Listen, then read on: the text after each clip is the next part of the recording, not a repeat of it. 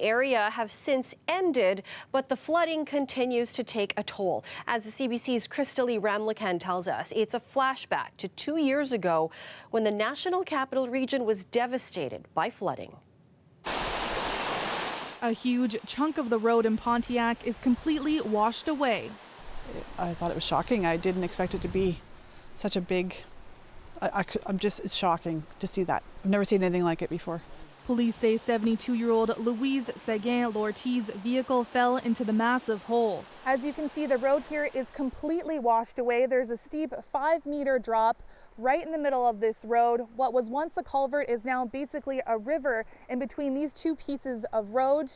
When the woman drove up here and her vehicle fell in, at least 2 people tried to rescue her, but they were not able to, and she later died. Police are considering the death an accident right now. The road was already washed away, and she couldn't stop, and the car fell in the stream. Pamela McLaughlin knew Lortie. It's a tragedy. I don't like talking about it actually because it's very sad. We've known each other for years. Everybody knows each other pretty well, yes.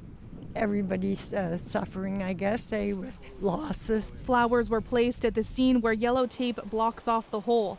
A state of emergency has been called in Pontiac and 2 other communities in the region. People are being asked to evacuate Pontiac if they can. The municipality is really saddened. We're all in shock. Our emergency preparedness team, it was the first briefing we had this morning that there was a death in the community. Of course, the person was well known in the community and well loved, and we were all deeply saddened.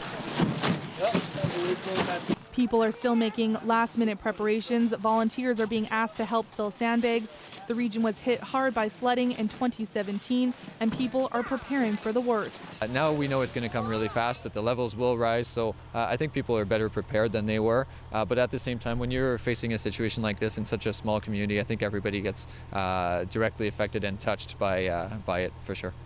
Thank you. In Ottawa, 2,000 sandbags have been placed around the home of Catherine Roberts by volunteers. In 2017, her home was flooded, so she knows why it's important to prepare. They said, no, but we're happy to be here to help. That just blows my mind, makes me really want to just cry, you know what I mean? Experts say the risk of flooding is greatest downriver from the nation's capital towards Quebec. While water levels are not projected to hit 2017 levels yet, that may change as temperatures rise and cause the snowpack to melt faster. People in these flood-affected areas are being told to get important personal documents together in case they have to evacuate. Christelle Ramlakan, CBC News, Ottawa. Certainly the weather very much top of mind for people in that region. Sophia, how's it looking? A really nerve-wracking weekend for many flood-prone communities along the Ottawa River, the St. John River in New Brunswick, and even in Ontario's cottage country. The good news is that luckily much of the heavy rain has stopped. It was this stationary boundary, folks. High pressure off in the Atlantic was just blocking pulses of moisture coming up all the way from Cuba, really. It is beginning to disintegrate. Still some heavy rain for those of you in southwestern Ontario, maybe a few pulses coming down as we speak throughout the GTA, but for those areas in question, eastern Ontario, back to Ontario's cottage country, light showers remain. We'll talk about the drying out process, but first we got to worry about this. 45 millimeters of rain for some of the areas that were also dealing with the double whammy of the snow melt, and it's the delay from when this stuff falls to when it actually accumulates in the bursting riverbanks that is really the next couple days to watch. Luckily, that will be hopefully rain-free. We're talking about a cloudy day on Easter Sunday. The warmest of the days will be Monday. Of course, you don't want extreme warmth to melt that snow, but you will get some sun that will help that really saturated ground. Southerly flow will help as well. Now, when we return, we'll talk a little bit more about when the next bout of rain will come into the early portion of the work week in the form of a Colorado low and what temperatures are going to look like for some of these flood-prone communities throughout this work week as well. Okay, an important update. We'll check in with you in a bit. Thanks, Sophia. Thank you.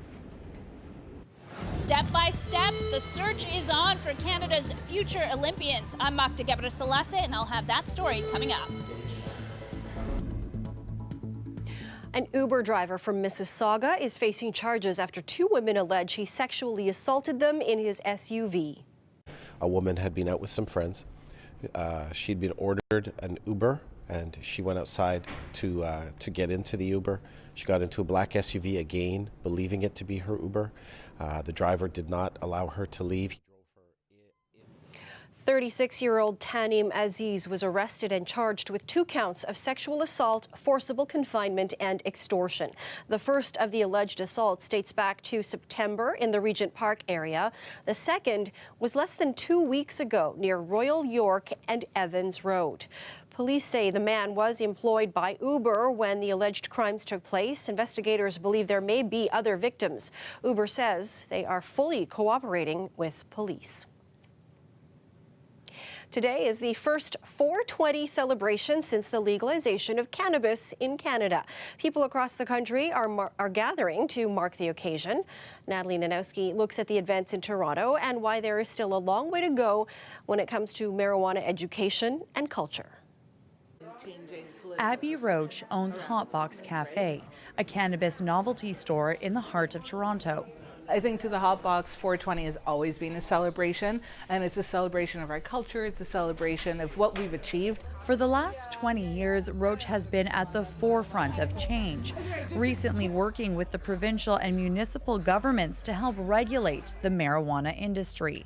So we are actually the very first compliant cannabis lounge in Canada, and it took us about 6 months of working with the City of Toronto to work through the Smoke-Free Ontario Act to be able to reopen our patio and our lounge. Customers can now legally consume cannabis on the cafe's outdoor patio space, but they still can't buy the product there. Literally every other customer that comes in here goes, well, why can't you sell me weed? Isn't it legal? It is, but Ontario only granted 25 store permits so far, and many still haven't opened. Hotbox Cafe is planning to apply for one in the near future. We have a lot of different types of edibles here. For one of the biggest 420 festivals in the country, today is still very much a protest. A lot of the vendors here are worried of being raided by the police because what they're doing, it's still a black market. Just because, Canada government has legalized cannabis for recreational, it's controlled. It's a controlled substance. It's controlled by the government. You can only get it from the government. Vancouver's celebration is also breaking the law. It was denied a permit since smoking is banned in public parks. And in Ottawa, organizers were told to tone their party down. The weather probably put a damper on this year's 420 celebrations in Toronto, or it could be the fact that with legalization, the biggest issue is now tackled. Still, cannabis advocates say that they are fighting, and that is to tackle those misconceptions about the plant. Natalie Nanowski, CBC News, Toronto. The Toronto Maple Leafs hit the ice for practice today ahead of Game 6 in their playoff series against the Boston Bruins. The Leafs won Game 5 in Boston yesterday and could advance to the second round with a win tomorrow night at the Scotiabank Arena. We caught up with Leafs head coach Mike Babcock today to get his thoughts on how the team is preparing to try and wrap up the series. I think it's important to enjoy the crowd and the atmosphere and all that, but we got to get down to business and take care of the puck. They're a real good hockey club, and if we want to beat them, we can't let them spend their whole night in their own zone. So I think our guys have done a good job with that. We're obviously still growing as a group, and neither team's been able to win back-to-back games in the series, though, and so obviously that makes tomorrow's game a big one for us. Now, the Leafs weren't the only hometown team winning on the road. The Toronto Raptors took home court advantage back after picking up a big win in Orlando. The Raps beat the Magic 98-93. Pascal Siakam poured in a playoff career high 30 points and 11 rebounds. After the game, Spicy P said things are just heating up for him and the team as they look to make a deep run into the playoffs. Every night I'm out there, I get better. And I think that's the beauty of it. Just kind of like knowing that you're not where you want to be, and like that every day there's something new you can learn. The Raptors look to take a commanding lead in the series when they face Orlando tomorrow night on the road. Tip-off is at 7 p.m. Well, the search is on for the best of the best who may someday wear the maple leaf. The RBC Training Ground program, in partnership with CBC Sports, touched down at the Pan Am Sports Centre today. They're searching for talented athletes with Olympic potential. 400 athletes showed up And so did our own Magda Gabriselase. 1, 2, 3, First comes the huddle, then it's time to hustle. The search is on for Canada's future Olympians. The test is underway. Among the hundreds of participants that stepped up for the 4th annual Olympic talent search was 15-year-old Lola Assad. I've done gymnastics, diving, volleyball, soccer, and a few other sports, track and field, yeah. That's quite the resume. It is, yeah. That versatility could come in handy as she and others are tested for speed, strength, endurance, and power. Looking closely for potential are the talent scouts and officials with athletic organizations. I love being a part of this program mostly because I didn't have anything when I was younger in this category. So to see people just getting out here, trying their best, supporting one another, and then my favorite part is them leaving here with an interest in a sport that they may have never thought of. Now, not everyone that came out was a natural athlete. 3, 2, 1. Pull, pull, pull, pull. Hard, hard, hard, hard, hard, hard, hard, hard, hard. Pull, pull, pull. And relax. Awesome. How did I do? You got 66. To be clear, that's kilograms, not pounds. So I'm right here. I'm average. I'm above 18 years old. And I was somewhere there. I'm average. And she's just warming up. She's just warming up. That's right. So that's not too bad. Well done. Now, most of the people here set their sights higher. Corey Belmore broke the record for the endurance test, or as they call it, the beep test. In these ongoing shuttle runs, this 24-year-old outlasted them all. It's just fun. It brings me back to my basketball days when I did suicide on suicide on suicide. So it was a good effort, yeah. I'm happy. That effort could go a long way. Pierce Lepage should know. He was the 2016 RBC Training Ground winner for Toronto. Now this Olympian is here looking for future talent. Have you seen the next big star? Yeah, you know, I've seen some people. I've seen a lot of stars today. Can you point them out to me? No. I don't want to jinx them. So the top performers here will be put to the test yet again in the coming weeks. And depending on the sport, they could be out on a boat, on a bike, or on the track field. The best of the best will then move on to the national final. Magda Gabriselase, CBC News, Toronto. It's been a local favorite for the past 4 years, but today is the last day that the open sign will be up at the Thirsty Duck here in Leslieville. I'm Kelda Yoon in Leslieville. Coming up, I'll tell you why the owners are being forced to close the doors for good.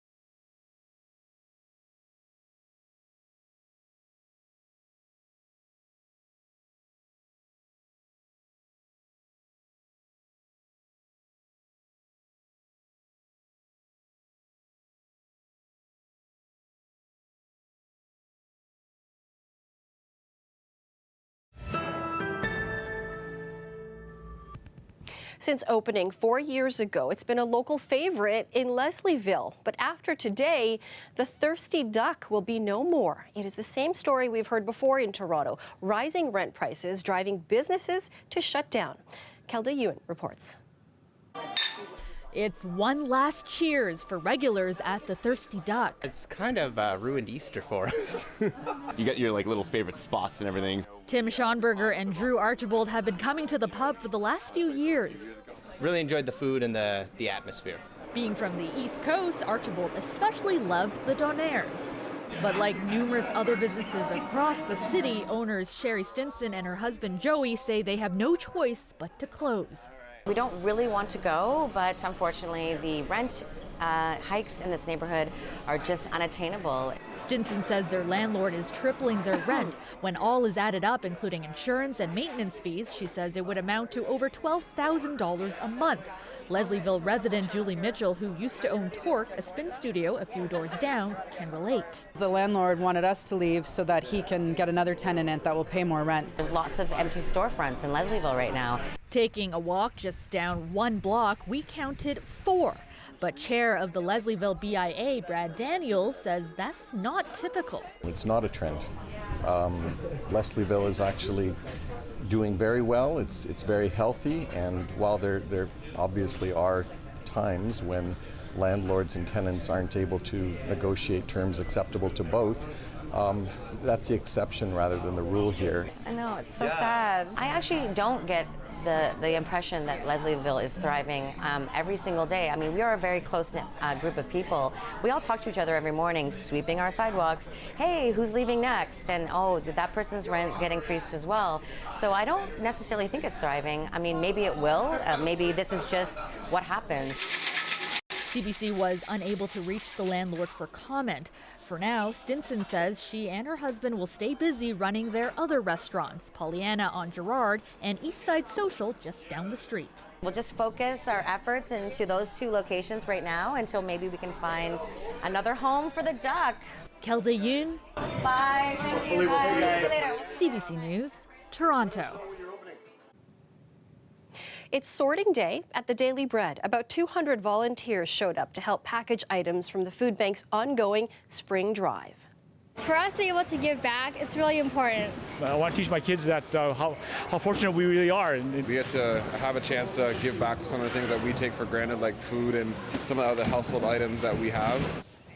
The volunteers of all ages turn the items from donation boxes into packages for those in need. The food bank hopes to raise $1 million this spring. Much of that will be used to stock the shelves throughout the summer.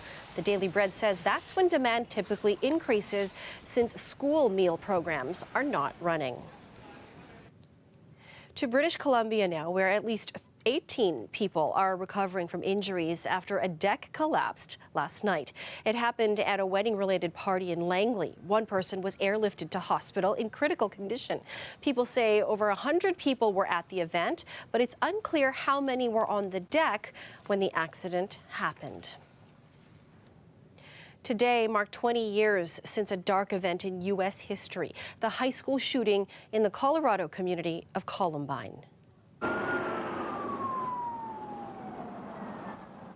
It wasn't the first school shooting, but at the time it was the deadliest in U.S. history.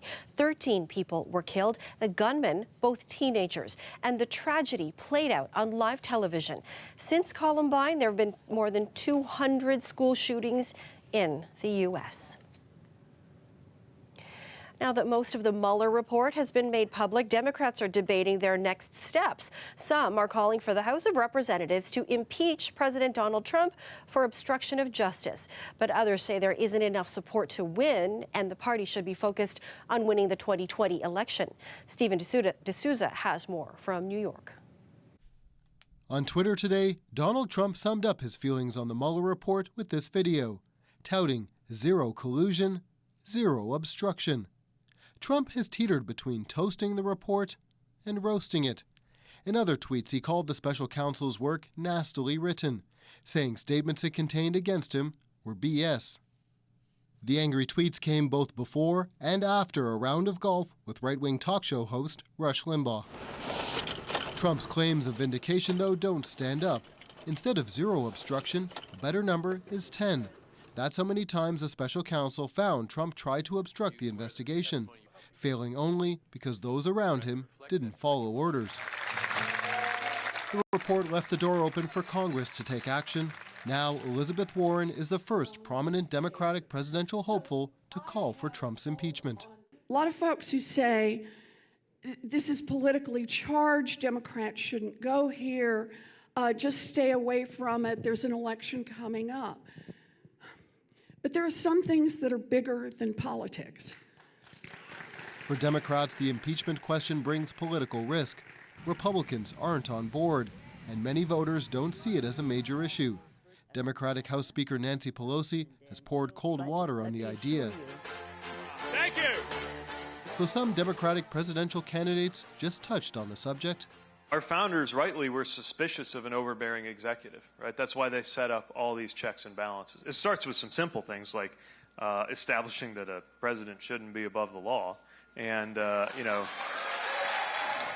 Others tried to redirect attention elsewhere. I don't want our party, the Democratic Party, to just talk about what we're against. We got to start talking about what we're for. Analysts note the special counsel referred 14 potential criminal cases to other jurisdictions. Just 2 are publicly known.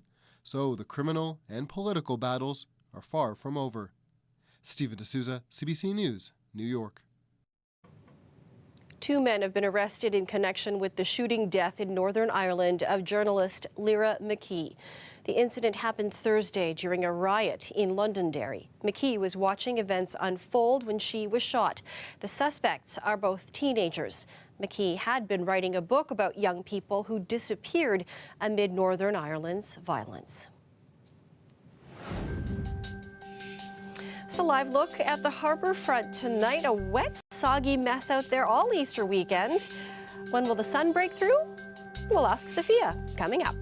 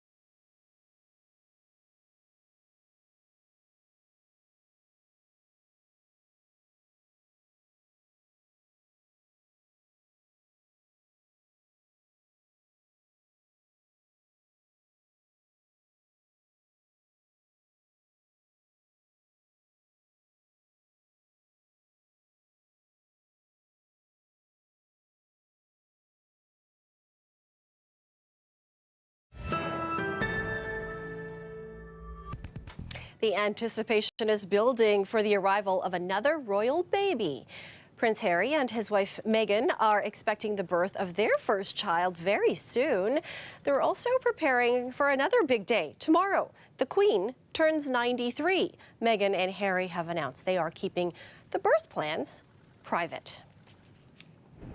We're highly anticipating the birth of another beautiful baby, Sophia, too. Oh, I didn't get my invitation to that royal shower, but I'll make sure I extend mine to you. You've got your own to think about. Maybe not as much pomp and circumstance as the royal baby, but will they have as much excitement as we will in the eastern half of the country, locked in to this active pattern? Luckily, the Easter Bunny will be bringing his galoshes and his umbrella over the next few days. There is more active weather to come, but will we have enough time to dry out? It looks like a swimming pool in many of your backyards right now, and this is why. High pressure, stagnant off in the Atlantic, pulses of moisture with every developing system with nowhere really to progress eastwards. This moisture stream extended all the way as far south as the Caribbean. So yeah, we've got the warmth, but we've also got a lot of the wet weather. In some areas that were really locked into that moisture stream, eastern Ontario back to cottage country, which is why it has been so problematic for some of the communities there. Here's the dry slot we're in, and here's the Colorado low that will be brewing. It'll be bringing showers by Monday morning to northeastern Ontario. We, however, will have a really warm day on Monday. We're dry with some clouds on Sunday. The next showery day will be Tuesday. It'll be widespread, but it won't be a ton of rain, which is great. Double whammy Monday. We get a lot of heat. We get some sunshine to dry out the ground a little bit, but we also get some of the extra warmth, which you don't want to accelerate that snow melt. Pretty calm seasonal week, though, for many around eastern Ontario and in the GTA. Okay, thanks, Sophia. You're welcome.